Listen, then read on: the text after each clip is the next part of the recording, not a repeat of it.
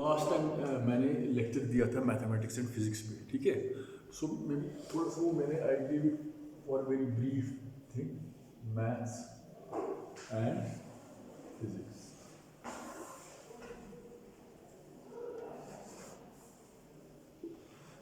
Since you are physics student, so normally जो students होते हैं they normally when they see mathematics in physics, so they are interested in physics, but the जो mathematics का subject है ना, it becomes a sort of hindrance or impedance for them.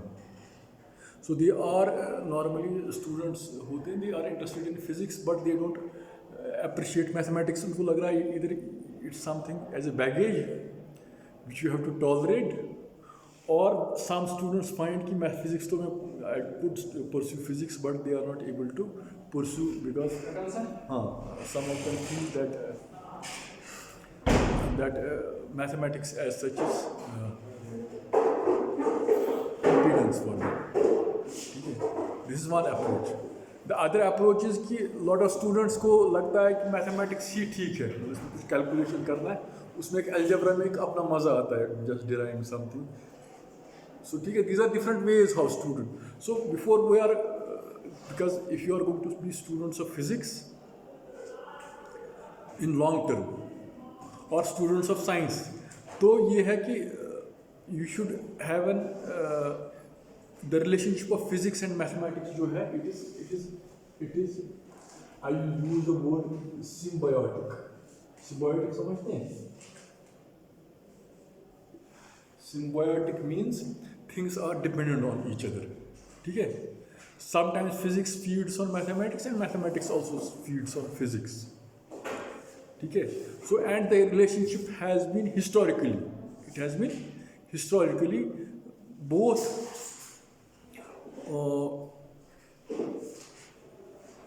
they have survived together, mathematics, physics. It's not only physics, mathematics. It's like in your earlier times जो थी ना, it was not something called philosophy.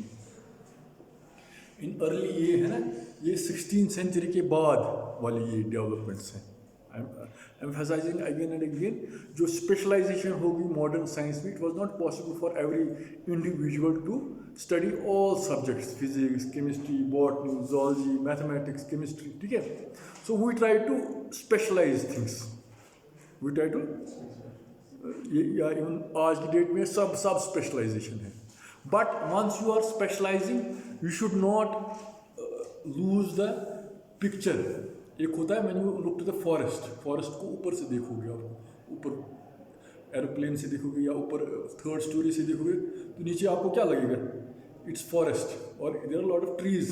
You will not see individual tree, you will see forest. तो you will see things in a whole और detail में आप जाओगे. But once you go to detail means जब आप नीचे जाओगे इसमें फॉरेस्ट में तो you will see individually trees. तो it doesn't mean वहाँ ट्री नहीं है, but once you are looking forest you are ignoring trees. But once you are looking at trees आपको वो whole picture दिमाग में नहीं रहती है. So what I want to emphasize is that in the history of development of subjects for 300, 400, 500 years, जो हमारी inherent inability है for every human being to specialize each and every subject, इसका ये मतलब नहीं कि they are all of them are related somehow. Physics is related to mathematics, mathematics is related to philosophy, philosophy is related to theology. So everything is related in. अब question है कि once we are going to emphasize, I am concentrated on physics only, or I am concentrated on mathematics only, or I am concentrating on chemistry only, or biology only, or philosophy only.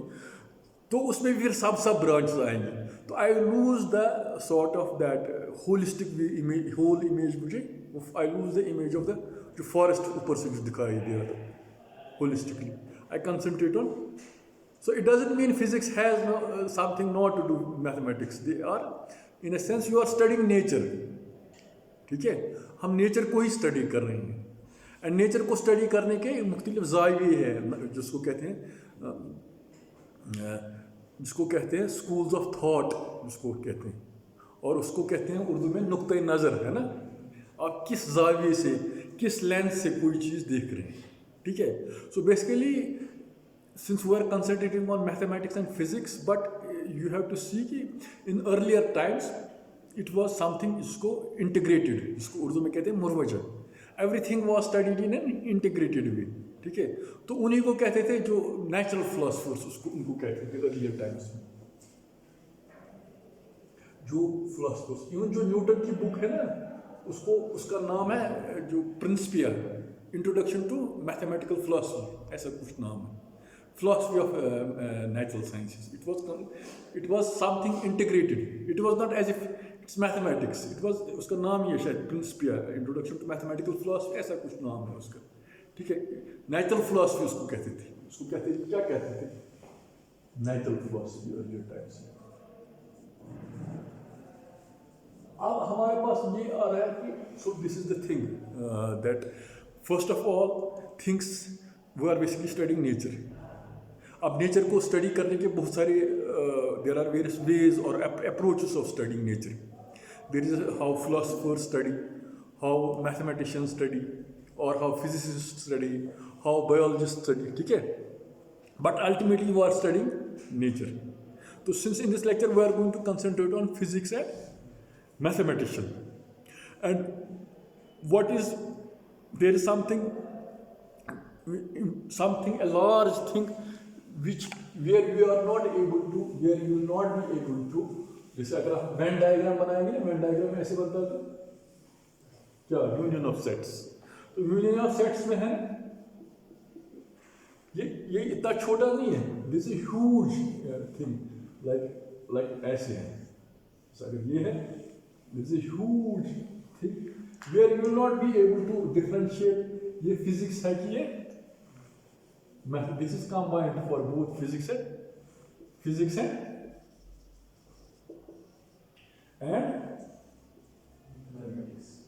अब math क्या है and physics क्या है, math, what is mathematics and what is physics. So we are going to concentrate on this question as well as the question that there is something which is common to both। तो इन जो आज when you go to higher classes, इसी को हम, इस subject को हम कहते हैं which is common to both mathematical physics भी कहते हैं इसको।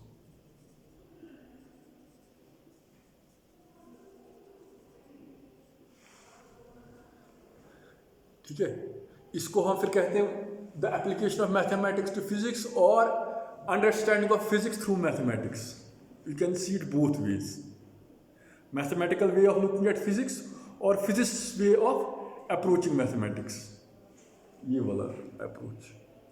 अब फंडामेंटली ये तो हमने कहा ये कॉमन चीज़ क्या है इनमें, and the more fundamental question is what is that, how can we fundamentally define physics and how can we define fundamentally mathematics, apart from the fact there are some interesting intersections और there are some overlaps between the two subjects. So what differentiates math from physics and vice versa? That's the important question. ठीक है? And then we can also explore the possibilities of how the two subjects are relevant or related or intersect in our larger understanding of nature. है ना? This is the point. So first, what we are going to define mathematics and physics. Maybe you know these things intuitively. आपको ये चीज़ एक होता ना, but you may not be able to articulate it, आप ये कह नहीं पाओगे, but may be you might be knowing, math कुछ ऐसा है, अगर मैं आपको बताऊंगा वो कहेंगे हम मैथ में समथिंग कंप्यूट करते हैं, द नंबर्स आर देयर, ठीक है ना, and it gives a quantitative understanding of things. Quantitative means 3 into 4 is equal to 12, कितनी बार, if this quantity is varying with this thing. And physics में हमारे पास क्वालिटेटिव अंडरस्टैंडिंग ऑफ थिंग्स होती है। Qualitative means force is related with mass, mass बढ़ाओगे force बढ़ना चाहिए, और acceleration, change in velocity. So there are lot viscosity, pressure, ठीक है, these are quantities which you can feel, मतलब प्रेशर इंक्रीज है ना, फोर्स कम ज़्यादा हो रहा है ना, सेंसिबिलिटी में आ रहा है। बट उसमें फिर आप करते हो कि जो इनका जो क्वांटिटेटिव एक्सप्रेशन है in terms of some formula, that is you are using mathematical understanding, ठीक है। तो this you know intuitively. But अब फिजिक्स में ये है कि physics is a branch of science, जो आप कहते हैं इट्स जो पहले हम साइंस में पिछली बार मैंने कहा था, it's something based on observation, experimentation and verification. And हमने कहा था कि we are basically physicists are observing the overlap, जो पीरियड्स ऑफ रेगुलरिटी हम नेचर में ऑब्जर्व करते हैं, उन्हीं को हम लॉज बनाते हैं या थ्योरीज बनाते हैं, तो उसी से हम फिर प्रिडिक्ट करते हैं नेचर ऐसे होगा, ठीक है। So that's it. बट अब फिजिक्स को नॉर्मली जो हम कहते हैं, we define it as understanding the physical aspects of the nature, है ना। When you talk of physical aspects, उसमें हम क्या कहते हैं, मैटर, रेडिएशन, है ना, मैटर, रेडिएशन। और इसमें हम we can also explain, try to understand space, time, we can also include these things, कि नहीं। तो fundamentally physics is the study of trying to understand the physical aspects of the nature. तो physical aspects of the nature में आएगा, normally हम matter को study करते हैं एंड रेडिएशन को स्टडी करते हैं, ठीक है, उसका interaction. So this matter and radiation can be very broad term. Earlier matter was basically solid liquid gas, फिर जब 19th सेंचुरी फिर प्लाज्मा भी आ गया इसमें, ठीक है, फिर आयनाइज्ड मैटर भी आ गया इसमें, फिर इसमें डार्क मैटर भी आज की डेट में आ गया, डार्क एनर्जी भी आ गया। और matter and energy, it's matter and radiation ही हम कहेंगे, मैटर एंड एनर्जी। इसमें डार्क मैटर भी आज की डेट में आ गया, हम कहते हैं इनविजिबल मैटर है, डार्क एनर्जी भी आएगा, ठीक है। So the how we define matter and our understanding of matter, it has also changed over centuries. Democritus एक तरीके से डिफाइन करता था 16th सेंचुरी में, फॉर एग्जांपल जो ये थे केमिस्ट थे, alchemist, who were trying to believe कि कोई सबस्टेंस गोल्ड, तो they were experimenting with lot of things. फिर हमने एटम्स थ्योरी बनाई, फिर हमने कहा न्यूक्लियॉन्स है, क्वार्क, फिर वो प्रोटॉन्स, फिर quarks.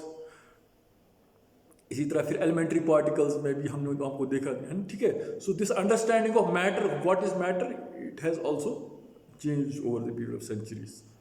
And what is energy, energy में भी चलो रेडिएशन हमको नॉर्मली लाइट है, पर इसमें भी है देयर इज समथिंग इनविजिबल, इसमें एनर्जी है। अब कितना इनविजिबल है, कितना छोटा हो सकता है, ठीक है, तो उसमें भी है, there is a lot of scope. So in आज की डेट में जो दीज मैटर एनर्जी एस्पेक्ट्स हैं, they are dealt in subjects like from condense matter physics, high energy physics, ठीक है, which deal with particles. For example जो particle collider होता है, दो पार्टिकल्स आते हैं, it's like colliding but at heavier velocities, मतलब two protons are colliding. Proton का रेडियस कितना होता है, 10⁻28 या 31 मीटर्स कुछ। So they are coming, we are colliding them.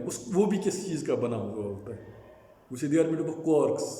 फिर आज की डेट में क्वार्क्स भी किसके बने होते हैं, we try to do experiments, they may be made of strings, stringy like substances, that's a hypothesis, but people are trying to do experiments। तो मैटर के कॉन्स्टिट्यूएंट्स भी क्या है, ठीक है। तो फिजिक्स की डेफिनेशन के साथ इसका हमारा हर दौर में, so it's has gone huge evolution. और मैटर भी क्या है, मैटर के फॉर्म्स क्या है। तो आज की डेट में कुछ एक होता है ना कटिंग एज नॉलेज, हमारे पास ये वाली नॉलेज, ठीक है, बट इसमें भी देर आर सम लैक्यूनास की we don't know dark matter कितना है। Detection of dark matter has not been convincingly proved in the laboratory, there are theoretical indications, ठीक है, या डार्क एनर्जी कितना है, ठीक है। तो these are lot of speculation. So we have not reached a stage where we can say this is final, this is what is the definition of matter in its ultimate details. इसका evolution हो गया आज की date में, we can state it like this, ठीक है। So there are huge, so this is the way we try to define physics. अब मैं कहता हूँ मैथमेटिक्स में। तो मैथमेटिक्स में नॉर्मली मैथमेटिक्स की डेफिनेशन क्या है। सो mathematics is, so here what I'll try to concentrate on what fundamentally differentiates mathematics from physics. जो mathematicians हैं, mathematicians is a basically हम there are many definitions of mathematics. For example, एक famous statement है von Neumann की, शायद नीचे लिखी कहीं पर मैंने पढ़ी है, that in mathematics we don't define things. We don't, Neumann की है, von Neumann. वो इसे उसकी definition है कि we don't define things. We don't define things. We get used to them. इसका मतलब क्या है?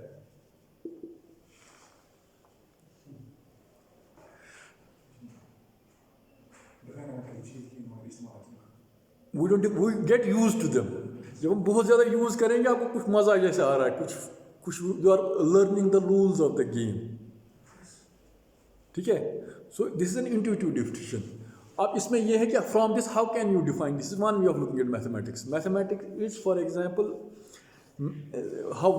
first I'll concentrate on what is that in mathematics which is not physics. So mathematicians जो कंस्ट्रक्शंस हैं, मैथमेटिकल कंस्ट्रक्शंस जो mathematicians किए हैं, और द रूल्स ऑफ रीजनिंग्स जो मैथमेटिक्स कंस्ट्रक्शन करते हैं, तो they are not necessarily inspired from the physical aspects of the universe. They are not necessarily inspired from the, so for example Newton की कोई प्रॉब्लम थी या आइंस्टाइन की कोई प्रॉब्लम थी एक्सप्लेन, जैसे आइंस्टाइन की प्रॉब्लम थी टू एक्सप्लेन जो पेरिहीलियन ऑफ मरकरी, जो मरकरी जो है ना वो प्रोसेस कर रहा है ऑन द अर्थ, जो न्यूटनियन मैकेनिक्स या सेलेशियल मैकेनिक्स में तो जो ट्रेजेक्ट्री ऐसे आ रही थी, मगर मैंने ऑब्जर्वेट जो ट्रेजेक्ट्री वो जो प्रोसेस है ना, प्रोसेस जैसे आप टॉप को प्रोसेस करते हैं ना ऐसे, the angle was not exactly same which was not coming from that thing. तो इसकी एक एक्सप्लेनेशन नहीं थी हमारे पास, तो Einstein gave explanation for that. So in physics we are interested in explaining the physical aspects of the universe. Physical aspects में क्या होगा, जो हमारे हवास से हम कोई चीज़ देखते हैं, हवास मतलब senses. Normally the senses earlier used to extend to आँख से देखते हैं, कान से सुनते हैं, टच है ना, 5 senses. या आज की डेट में उन हवास को हम एक्सटेंड कर सकते हैं microscope. Microscope is also an extended eye, or telescope, it's also an extended eye. आँख ही है वो, मगर the telescope sees things at a larger distance, microscope sees things at a, या आज की particle accelerators जिसमें जो हम देखते हैं particle को scatter करते हैं, या एक्सरे देखते हैं आप, या USG करते हैं जो डॉक्टर, वहाँ भी तो है ना invisible rays are coming, but उनका इंप्रेशन हम स्क्रीन पे देखते हैं, किस पे, फोटोग्राफ पे देखते हैं, या जो वो बना डॉक्टर देखते हैं उसको क्या कहते हैं, एक्सरे शीट देखते हैं या MRI स्कैन देखते हैं, तो इनविजिबल रेज आर कमिंग, वो इंप्रेशन पे पड़ता है, डिफ्रैक्ट, फिर या वो जो भी है फिर उसको कैसे कंस्ट्रक्ट करते हैं. तो मेरा कहने का मतलब है कि वेदर इट्स माइक्रोस्कोप और telescope, ultimately they are extended eyes, senses. So in physics we are interested in how we observe, पहले वो फील कैसे आता है information, and then it's not only these senses but we also are using our logic, our, तो उसी से हम फिर कंस्ट्रक्ट करते हैं क्या, एक थ्योरी कैसे करते हैं, जो परसों मैंने कहा, we observe repeated periodicities of order, regularity, कोई चीज़ हम देखते हैं किसी चीज़ में, कोई पैटर्न देखते हैं, उसी में फिर पैटर्न, हाँ अच्छी कोई फॉर्मूला फिर बनाते हैं, तो उससे फिर एक थ्योरी, इसको फिर थ्योरी के साथ करते हैं, अच्छा ये इसकी वजह से, एंड देन उसमें कुछ प्रेडिक्शंस भी होती हैं उस थ्योरी में. चलो यहाँ तक जो हमारी करंट अंडरस्टैंडिंग है नेचर की, but can we extend it beyond this. So theory has always something in it to predict for the future, which will make the theory right or wrong. Right or wrong in the sense, for example, we always know things are falling down, तो हमको पता है कि अर्थ ये gravitation की वजह से. अगर हमने कल कोई काउंटर एग्जाम्पल देखा, कोई चीज़ नीचे नहीं जा रही ऊपर जा रही, और गैलेक्सी में things are not attracting, they are repelling. हमको जो ग्रेविटेशन थियरी जो है every body attracts every other body in the universe, इसको मॉडिफाई करना पड़ेगा. Every body other body doesn't attract, sometimes it repels. ठीक है. सो एवरी थियरी है समथिंग टू फॉर फ्यूचर, कुछ होना चाहिए, उसी को अच्छी थियरी माना जाता है. ठीक है. बट ए गिवन थियरी में एग्जॉस्ट ऑल जो हमारे पास जो बेस्ट एक्सप्लेनेशन नेचर की है, उसमें क्या है, एक तो हमारे सेंसेस हवा जिसमें कहते हैं सेंस परसेप्शंस, प्लस एक लॉजिक है. इन दोनों को ऐड करके will get a theory of physics. And how I am relating, अब ये है कि मैथमेटिक्स में भी we are interested in logic, we are interested in the rules of reasoning to explain things, to explain. But the motivation is not primarily physical. The motivation is not entirely external world. ठीक है. Motivations may be self-consistent rules or reasoning. Self-consistent rules of reasoning. तो उसमें एक freedom आती है mathematicians को. For example, आप in your earlier classes आपने सुना होगा, है ना, A is equal to B. B is equal to This means इसको कहते हैं लॉ ऑफ एक्सक्लूडेड मिडल, कहते हैं इसको, एरिस्टोटल का है. ठीक है. But it's simple equation. मगर अगर आप कहोगे you will use this argument for iron attracts magnet, magnet attracts iron, तो from this iron you should attract iron. But this means you have mathematician has constructed this what I should say equations, so it may not be applicable to the example I have chosen. ठीक है.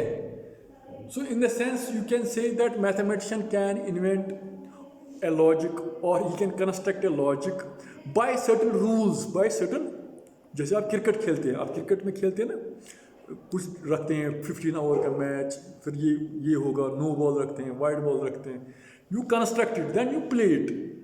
फिर एक बार आप खेलते हैं तो you are not interested in rules क्या है, but within those rules you are able to manipulate things. ठीक है. एक गेम का the same way mathematicians by virtue of his own rules of reasoning or logic he invents certain constructions, but the constructions are such they are self-consistent. They are self-consistent का मतलब है if you start from given assumptions, जिनको हम normally हम कहते हैं ना axioms which are certain statements are which are true but which you cannot prove.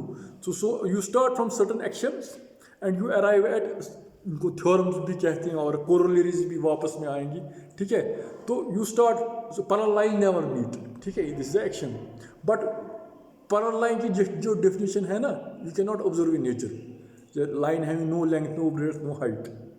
ठीक है. Point is without any dimension. So it's a construction.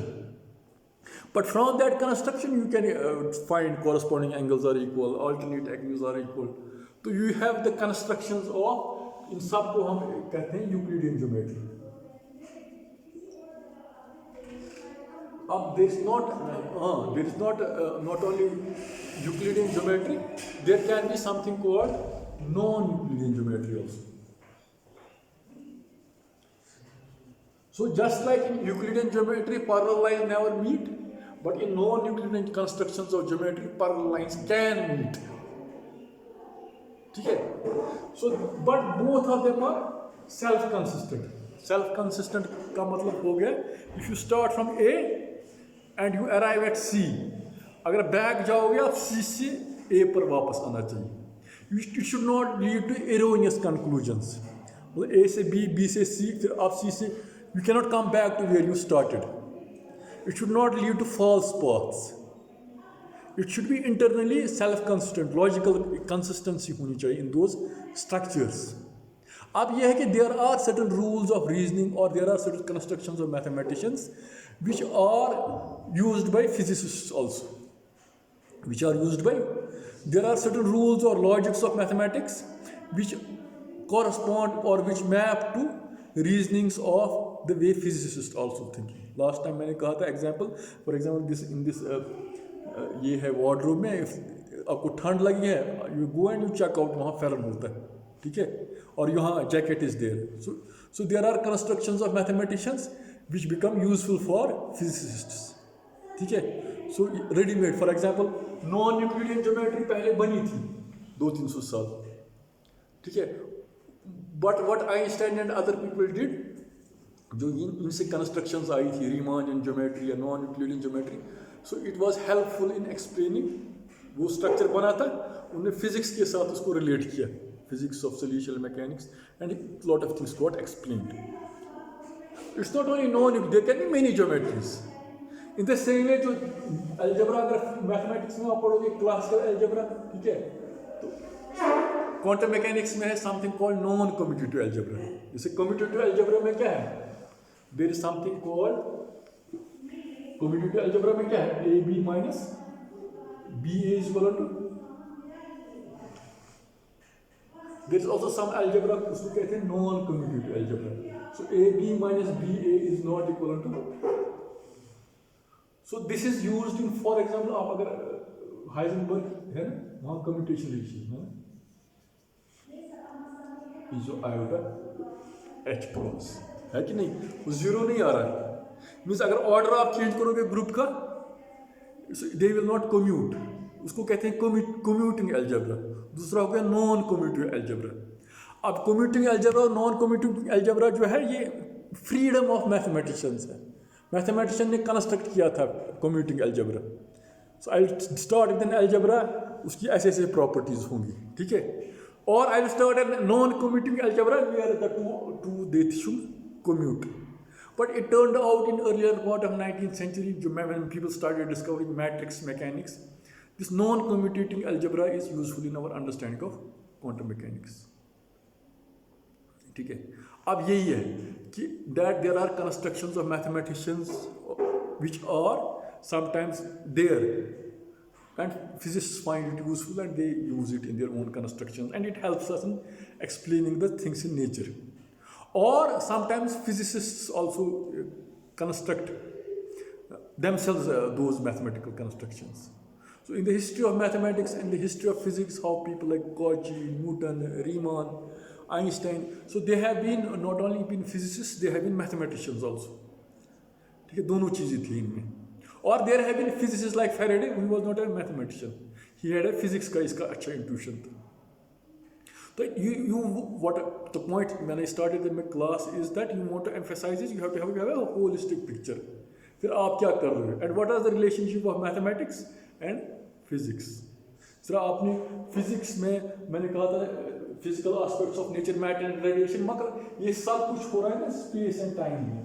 And what is space and what is time. तो mathematician की भी अपने हिसाब से वो space को कैसे अंडरस्टैंड करते हैं, फिजिक्स स्पेस को कैसे अंडरस्टैंड कर सकते हैं, है nature of space and time. So mathematics अगर ब्रॉड आप करोगे ना, ये क्लासिफिकेशन मैथमेटिक्स में है अलजेब्रा, ज्योमेट्री एंड एनालिसिस. ये मोटे मोटे थ्री ब्रांच मैथमेटिक्स है, algebra, geometry and analysis. But when you try to understand space and time, ठीक है, how space, so you cannot understand our modern understanding of space and time क्या है without having recourse to how mathematicians understand space, non-Euclidean space, Euclidean space. This is also a construction. Space ये है कि नहीं है, ऐसे नहीं हम space को वैक्यूम की तरह यूज करेंगे खाली कुछ. हम मैथमेटिशियन के लिए space है, it's constructed of points, have no length, no breadth and no height, उसको यूक्लिडियन स्पेस कहेंगे. एंड फिर उसमें उन्होंने एक्शन स्टार्ट किए, फिर उसमें डेरिवेशन निकाली है, ठीक है. इस तरह there are non Euclidean geometries, ठीक है.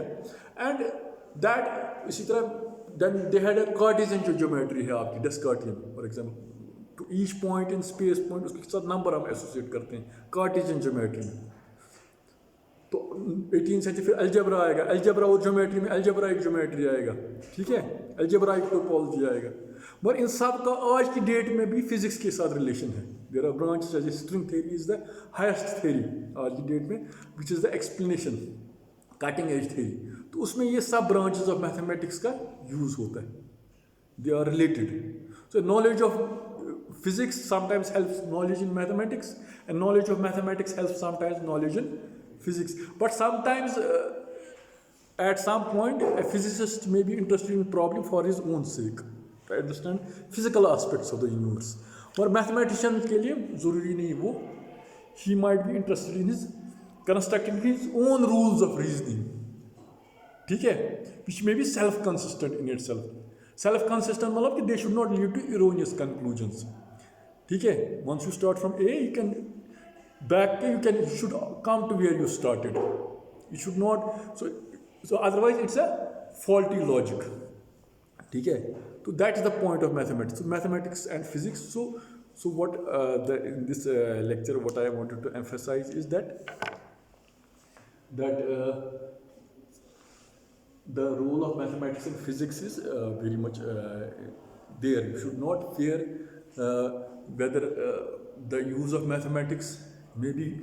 एक हो गया यूटिलिटेरियन पर्पस. यूटिलिटेरियन समझते हैं ना, जैसे आप किसी चीज़ को ये मुझे ज़रूरत किसके लिए लगे, इसके लिए मुझे ज़्यादा नहीं जाना है इसमें.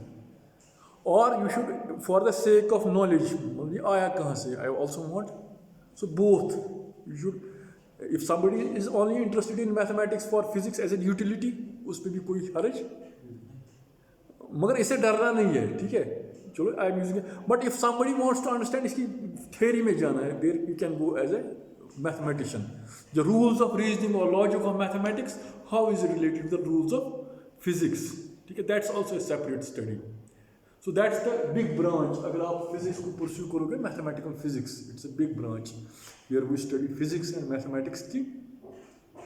सो in your undergrad classes आप स्टैटिस्टिकल फिजिक्स पढ़ोगे, बेसल फंक्शन पढ़ोगे, ये पढ़ोगे, लीजेंडर फंक्शन पढ़ोगे. So they are all related waves के साथ. So there is a relation, a broad relationship with the subjects of physics and last time मैंने वो कहा था ना, विग्नर का वो ऐसे आप देखना वो, it's available. And there are some books. एक कुरान की एक बुक है मैथमेटिक्स पे, if you just go and see Courant and Robbins शायद नाम करके है. So there are many books, so I give sometimes in the free class. What are the books if you want to be inspired? So at this stage, you should also sometimes read some, apart from reading your syllabus and subjects, you should also read physics की books, popular books written by physicists. Like Gamow ने लिखी है 1, 2, 3 infinity, ठीक है. Feynman ने लिखी है कुछ किताबें, ठीक है. सो यू कैन, तो फॉर दैट फ्लेवर. इसी तरह मैथमेटिक्स में भी कुछ बुक्स हैं for fun learning book, teasers, puzzles, ठीक है. And that's it. So I stop here. So the relation of physics and mathematics is interesting, but for whom, किसके लिए? For the people who want to explore as a curiosity, ठीक है. Exploration का मसला. You should stop.